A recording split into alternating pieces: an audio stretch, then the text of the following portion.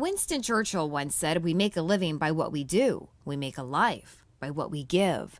This is a quote at the heart of the more than 1,900 women who make up the Junior League of Tampa today.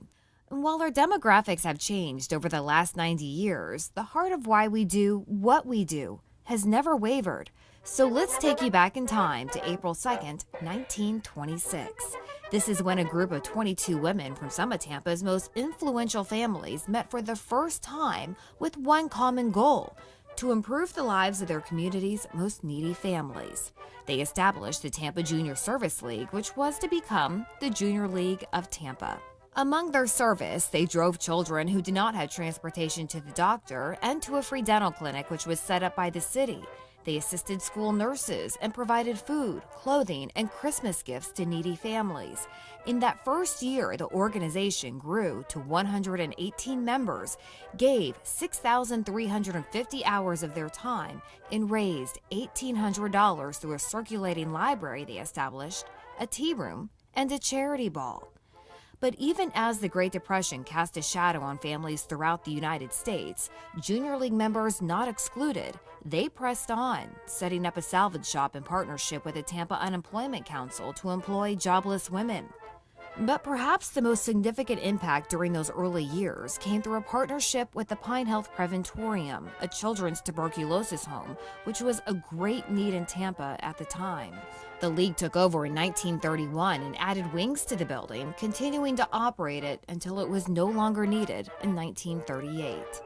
And while the circulating library and tea room raised a lot of money for those earliest projects, the women, like our members today, were thinking outside the box.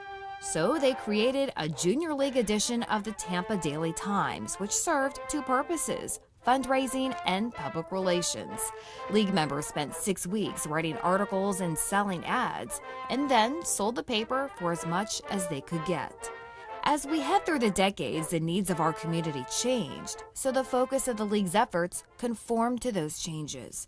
In the 1940s, we were a country at war. It was Junior League members who founded and financed the Civilian Defense Volunteer Office. Members also volunteered with the USO and the Red Cross. No fundraisers were held for 7 years so members could focus on the war effort. And yet, members still found a way to purchase an X-ray machine for the county sanatorium, as tuberculosis was still a threat. Through the following decades, the League helped establish several well-known organizations that continue to have an impact on families today in Tampa Bay, like the McDonald Training Center, which provides life and job training skills to people with disabilities. Champions for Children, formerly known as the Child Abuse Council, and More Health, a program designed to promote health, safety, and injury prevention.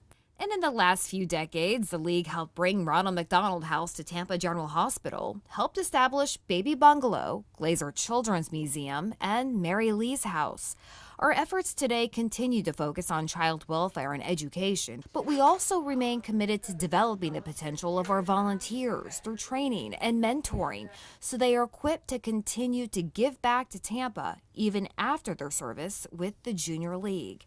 Our members are also strong advocates in our community, playing a role in the passing of many pieces of life-changing legislation, and continue to be a catalyst for change through the Abolish movement, created by JLT on behalf of the Free Network to raise awareness about the fight against human trafficking. And we are moving into the future with new efforts like the Sulphur Springs Family Food Fest, which was introduced in 2014 to educate families about making healthy choices. And most recently, we unveiled Milo, the mobile interactive literacy opportunity, which hosts monthly literacy events with our community partners. But we can't do what we do without the support of our community, our members, and our fundraisers. One of our most popular fundraisers, a holiday gift market, has quite the history too, evolving from that salvage shop to the thrift shop, and then to the Trinkets and Treasures thrift sale, which raised more than $2.5 million during its 40-year history. That's impact. And as we enter into the next chapter of our league history, we are reminded once again by that quote: "We make a living by what we do. We make a life by what we give."